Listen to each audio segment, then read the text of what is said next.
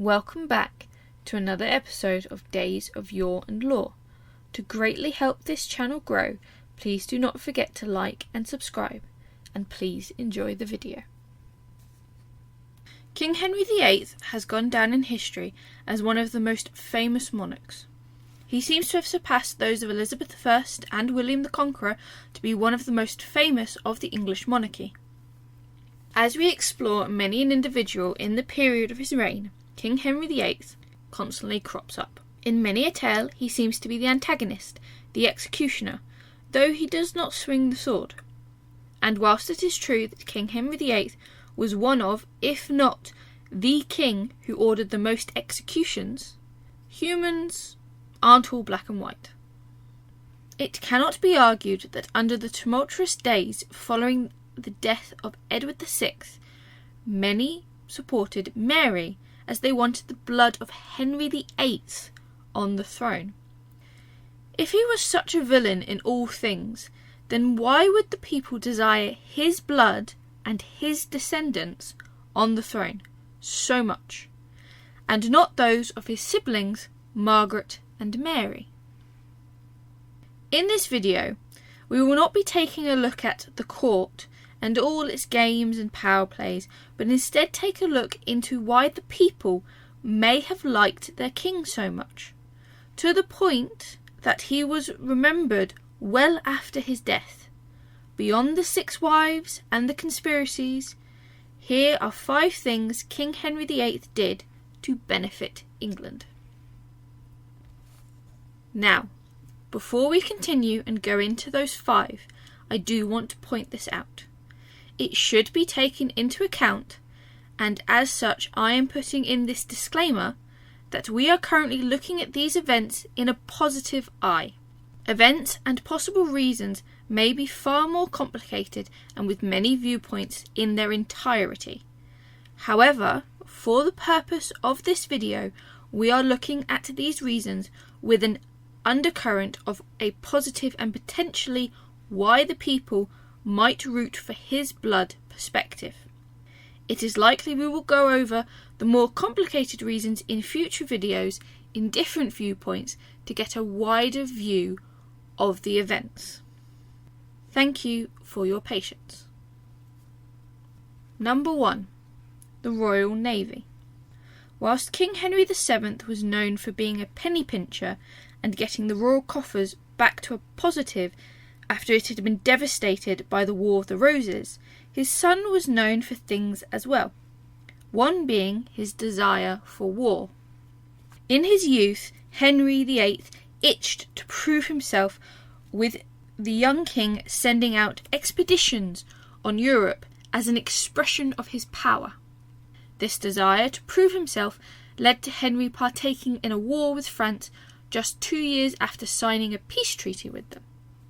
His passion continued throughout his reign, and both craving and fearing war led to the king making radical changes. The first change he did was the Royal Navy, or what today we would call the Royal Navy. In the time of his father's passing, the ships used to govern the waters of England, to send troops and fight in foreign lands, was just a pitiful 5 ships. For a war-craving king, that was not nearly enough. King Henry VIII decided to revolutionise his warships and built a navy that would be feared. During his reign, his totals increased. Ship after ship was built, technology was employed and researched, they became faster, stronger, able to withstand the bad weather and the harsh seas that surrounded the English coast. The ships could hold true in the Atlantic, North Sea and the Channel. Cannons were developed to shoot further and further distances, be safer, reloaded more quickly. What began as 5 surpassed to over 60 during Henry's 36th year reign. His first ever gunship, the Mary Rose, was his crowning jewel and triumph.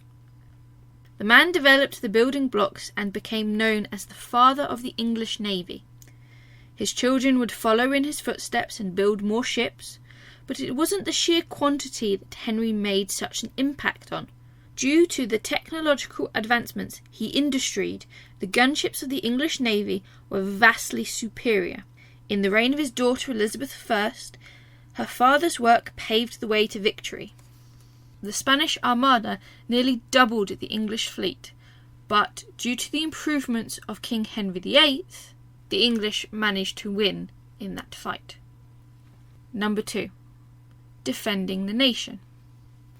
For a man who thinks commonly about war, it would come to no surprise to think that King Henry VIII also worried about invasions.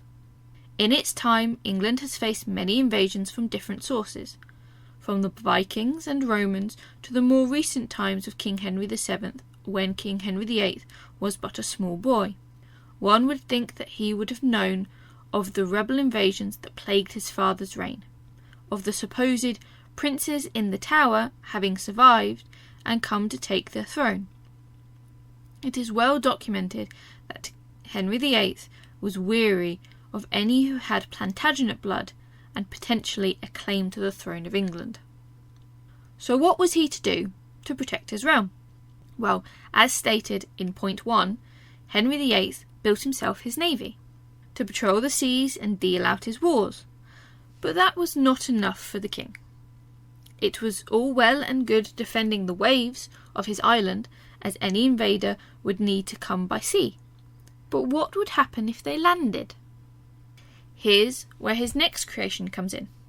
Henrican castles, also known as device forts, are dotted throughout England and Wales to this day. They are artillery fortifications to defend the coast of England, for command posts if need be, and to house troops and defend the nation. A bold strategy, but an effective one. Although they did not come to be used for their purpose in the time of King Henry VIII, they were built to last. Able to handle cannon fire and to fire it back at the enemy, these stone structures sat disused but sturdy. Until the turn of the century and into the 1900s, World War I and World War II gripped the world on explosive proportions.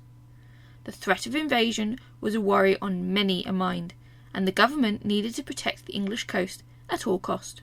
Building defences would have been a mammoth task, but it was not needed, for the British government had protection, in the form of defences built 400 years earlier, the Henrican castles.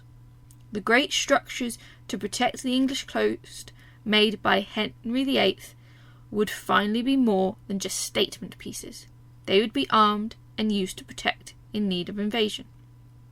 As many who know the World War histories, the invasions did not reach the shores of Great Britain, even when they reached the skies. But if they did, then the protection brought forth by a king before them would have come to great use. Number 3. The economy. The Wars of the Roses bitterly crippled the country of England. King Henry VII had to try many different strategies to bolster his economy back into a decent working order, even going so far as using the dowries of marriages such as the one with Catherine of Aragon to benefit his nation. In the early years of King Henry VIII's reign, the coffers were hit from the First War with France, a holy war, but unfortunately not a lucrative one. King Henry VIII was even known by the nickname as Copper Nose during his reign due to the amount of copper he put into his coins to push the gold and silver further. But with a series of controversial moves, that all changed. King Henry VIII is famous for breaking away from the Catholic faith and founding the Church of England. But he went one step further than just breaking away from the faith, one that had an impact on the economy. The monasteries and religious houses that were housed in England and Wales were parts of the local communities, staple places for people to go if they needed medicine. But some were also known for being rather corrupt, and like in the times when the Vikings came to pillage, monasteries were known to be rather rich. Many a person willed their belongings and what many or little money they had to the priories and monasteries, to be handed out to the poor and needy for upkeep of the buildings or just to preserve their souls. When they were closed and torn down by Cromwell under the orders of King Henry VIII, where did everything go? Well, it went into the royal funds for the economy. Lands were divided up and given to the people to be used. Toiling the land and producing new harvests, increasing trade and bolstering economic growth also took place with the removal of the religious houses. It cannot be denied that what Henry VIII did rattled the people of England, but it also brought the wealth of the nation up massively, allowing people to prosper. Number 4. More power to the right places. Throughout King Henry VIII's 36 years on the throne, power plays were made and shifted. We even had 6 consorts to the king handle various degrees of power whilst they sat beside him. Scandals and hardships, rise and fall of nobles were a staple in the English court, and power was always a theme. Yet Henry VIII didn't allow people to gain absolute power. He didn't even allow himself most of the time. One of the first ways he gave power back to the people was by introducing the English Bible. Before its creation, all Bibles were written in Latin. Few could read and write in English, although this was increasing as each year passed. The dead language of Latin was only taught to those who studied in monasteries. The monks and members of the clergy all learned, but this skill was not shared around.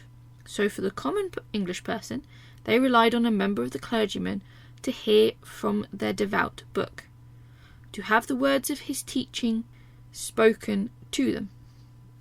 Yet it is not known what they meant, as they never spoke the words out loud in English, only in Latin. The people were devout to their faith, yet had no means of truly knowing their faith. So with the change from the Catholic to Protestant, which would subsequently go on to be called Anglican, a new Bible was introduced, one written in English, and to be understood by all. There was no longer a need to rely on the clergy, and people could worship their faith in the comfort of their own home, if they desired to do so. The second way was removing the power of the nobles, and bringing it to a more centralised location, one we still use to this day. Parliament. In only a few short years from the Reformation, Parliament was formed under the direction of the king. It made laws affecting all aspects of national life, from religious practices and doctrine, which had previously been under the authority of the church alone, to nobles and landowners. With the groundbreaking statutes of the 1530s, Parliament became omnicompetent. I do apologise if I've said that incorrectly. That is, no area involved in the government of the realm was outside its authority. The Reformation Parliament thus asserted the supreme authority over sovereignty of Parliament in making statute, or more precisely the sovereignty of Crown in Parliament, the royal authority embodied in law passed by the monarch, lords and commoners. As King Henry VIII himself told Parliament, "We be informed by our judges that we at no time stand so highly in our estate royal as in the time of Parliament." He realised that royal power was at its strongest when it was expressed through parliamentary statute. A balance was made and maintained through his children and down his line until it was broken nearly a century later, which led to the Civil War. Even to this day, some of the work that goes on between the monarchy as the head of state and Parliament were put in place by King Henry VIII's Reformation Parliament. Number 5. Medical advancement. English medicine was particularly deficient before Henry VIII assumed the throne due to the lack of organisation amongst medical practitioners. Compared to the continent, England's physicians were not organised into a company or trade group, and consequently lacked regulations. Thus, educational requirements, experience, and licences were not required to practice in England as there was no governing system to regulate the field. When King Henry VIII assumed the throne, the medical field was hindered by this lack of structure and regulations. The absence of credible medical programs in England and the paucity of incentive to publish medical texts in England also played a part in its struggling. However, through the efforts of Thomas Linacre and other influential physicians, coupled with the king's interest in medicine and political impetus, the status of the medical field became an issue deserving of political attention. King Henry VIII himself suffered from numerous health problems over his years, and coupled with his keen interest and his seemingly slightly obsessive desire for cleanliness, as can be seen in some of his orders, such as scrubbing surfaces with soap for both his chambers and his sons, it paves the way from Parliament to implement laws for the betterment of the people. The Medical Act of 1511, or the Physicians and Surgeons Act, was the first of many political acts that attempted to give the physician greater authority to practice. The Act addressed the issues of unaccredited medical practitioners selling false medicinal advice within England. It required that practitioners who did not graduate from Oxford or Cambridge would have to obtain approval to practice by the Bishop of London. The bishop would then be supported and advised by a prestigious medical staff of 4 physicians or surgeons. Outside of London, those who wished to practice without the degree requirements would have to be examined by a bishop in their district. While the Act sought to promote physicians over other practitioners, it also added significant weight to medical degrees obtained from the prestigious English universities such as Oxford and Cambridge. This Act laid the groundwork for Linacre's creation of the Royal College of Physicians in 1518. During Henry's reign, a number of parliamentary acts followed and were directed towards improving public health within the City of London and its peripheries. The years 1532 and 1533 saw a particular increase in public health regulations. The Bills of Mortality, implemented during 1532 in London, served as a register for all burials and causes of death. By 1538, all parishes were required to keep weekly registers that documented baptisms, marriages, and deaths within their communities. While statistics provided by these weekly registers were not translated into public health measures, they set the foundation for public health regulations beginning in the 17th century. Parliament passed 2 acts that directly impacted sanitation in all of England. The first act served to appoint commissioners of sewers in 1532 and granted them the authority to construct, inspect, tax and seize sewer systems throughout the country. While this act did not result in clean water for all Englishmen, it did attempt to regulate areas of wastewater and rubbish from freshwater sources in urban areas. A second act authorised the destruction of vermin, which included birds, reptiles, insects and rodents. The Act of Barbers' Company and the Guild of Surgeons in 1540 united both groups into one company, the Company of Barbers and Surgeons of London. Detailed within the Act was the clear separation between both professions, as the statutes banned barbers from any surgical act other than barbering, shaving or pulling teeth, and bleeding and cutting into bodies was the prerogative of surgeons. Thomas Vicary, Henry's sergeant surgeon, spearheaded the amalgamation and implementation educational opportunities for members of the company, which included the granting of 4 bodies of executed criminals for dissection purposes. Whilst the dissolution of the monasteries had an effect on medicine and led to more of the sickly begging into the streets, it then led to the rise of major hospitals such as St. Bartholomew's. It is under Henry's Charter of 1546 that St. Bartholomew's currently operates under even today. Although Henry's dissolution of the monasteries was catastrophic for the sick and indigent, it propelled the concept of the major hospital within England. Whilst King Henry VIII will forever be known for his love life and his many wives, it is well to remember that even a king such as himself is much like any human, with many layers to him. He was ruthless and holds one of the highest lists of people executed during his reign of monarchs in England.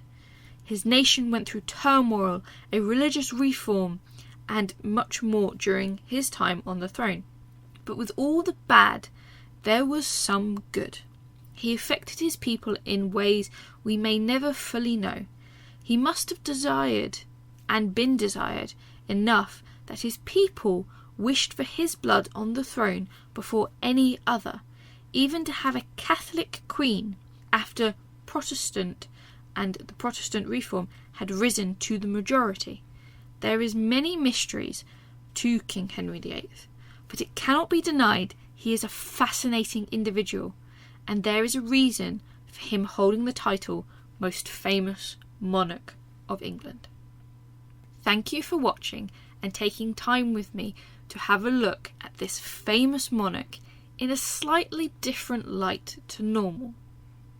Don't forget that if you enjoyed this video, please help this channel grow by liking and subscribing, as I am only a one-person band and sometimes it can be a bit hard. And I will see you all in the next one.